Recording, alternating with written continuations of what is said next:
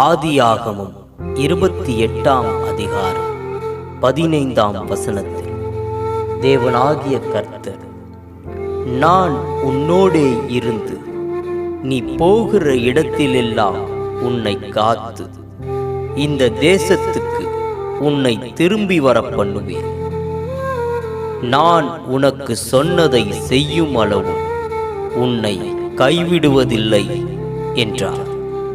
ஆம், அன்று தேவனாகிய கர்த்தர் யாக்கோபுக்கு, நான் உனக்கு சொன்னதை செய்யும் அளவும் உன்னை கைவிடுவதில்லை என்று வாக்கு பண்ணினது போல, இன்றும் அநேக வாக்குத்தத்தங்களை தேவனிடத்திலிருந்து பெற்றும் இன்னும் நான் ஆசீர்வதிக்கப்படவில்லையே, என் வேதனைகள் குறையவில்லையே, என்னுடைய வறுமை நீங்கவில்லையே, என் வியாதி குணமடையவில்லையே என்று மனசோர்வோடு கர்த்தர் என்னை கைவிட்டு விட்டார் என்று கலங்கி தவிக்கும் தேவ பிள்ளையே, இதோ வாழ்வளிக்கும் வார்த்தையாக கர்த்தர் உனக்கு சொன்னதை செய்யும் அளவு உன்னை கைவிடுவதில்லை என்று வாக்கு பண்ணுகிறார்.